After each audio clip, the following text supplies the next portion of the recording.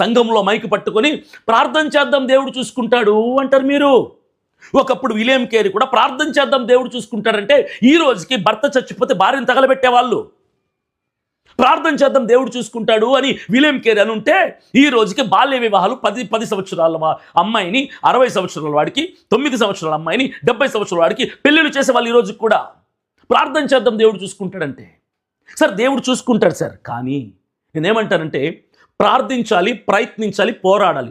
3 గుంపులుగా మనం విభజించుకొని ఎవడి బాధ్యత వాడు చేస్తే నేను అందరినీ రోడ్డు మీదకి రమ్మని నేను చెప్పను. నాకులాగా ప్రార్థించే గుంపు ఉండాలి, ప్రయత్నించే గుంపు ఉండాలి, లీగల్గా పోరాడే గుంపు ఉండాలి. నాలాగా రోడ్ల మీదకి ఎక్కి మన పోరాటంలో అవినీతి అన్యాయం లేదు కదా, ఎవరి మీద దాడులు చేయటం లేదు, రాళ్ళు రువ్వటం లేదు కదా, వాక్యానికి ఉల్లంఘించకుండా వాక్యానికి లోబడి విధేయులమై పోరాడుతున్నాం కదా.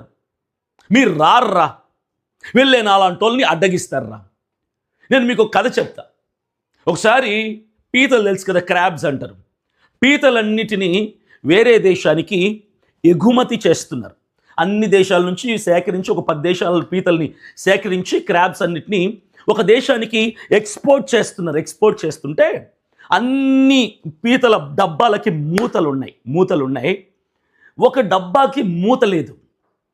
అప్పుడు అక్కడ ఉన్నటువంటి కెప్టెన్ అడిగాడు పక్కనుండి, ఇదేంటి ఎక్స్పోర్ట్ చేస్తున్నాం కదా క్రాబ్స్ని, పీతల్ని, అన్ని బాక్సులకి మూతలు ఉన్నాయి, మరి ఈ ఒక్క డబ్బాకి మూతలు లేవు, ఆ పీతలు బయటికి వెళ్ళిపోతే ఎలాగా, పారిపోతే అని అంటే ఆ పక్కనున్నోడు ఆన్సర్ చెప్పాడు. ఏమన్నా తెలుసా, సార్ అన్ని డబ్బాలు వేరే వేరే దేశాలవి, ప్రాంతాలవి సార్, కానీ ఈ మూతలేని డబ్బా ఉందే ఇది మన భారతదేశానికి సంబంధించింది సార్, భారతదేశం సంబంధించిన డబ్బా సార్, భారతదేశానికి సంబంధించిన పీతలు సార్ ఇవి అన్నాడు. అప్పుడు ఆ కెప్టెన్ అడిగాడు, భారతదేశానికి సంబంధించింది అయితే మూత ఎందుకు పెట్టలేదయ్యా, నేను అడిగింది మూత ఎందుకు పెట్టలేదని అన్నాడు.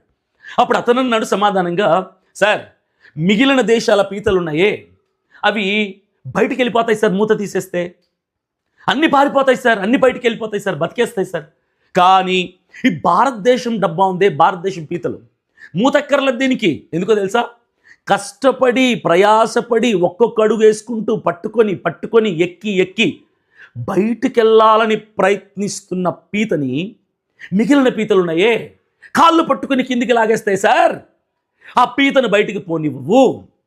ఇంకొక పీత ప్రయత్నిస్తుంది బయటికి వెళ్ళిపోదాం, ప్రాణాన్ని కాపాడుకుందామని, మరలా మిగిలిన పీతలని దాని కాళ్ళు పట్టుకొని లాగేస్తాయి సార్.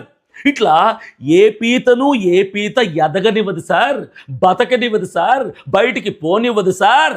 ఈ భారతదేశం పీతల బతుకువి, ఒకరిని బాగుపడనివ్వరు, వీళ్ళు బాగుపడరు సార్ అని చెప్పాడు.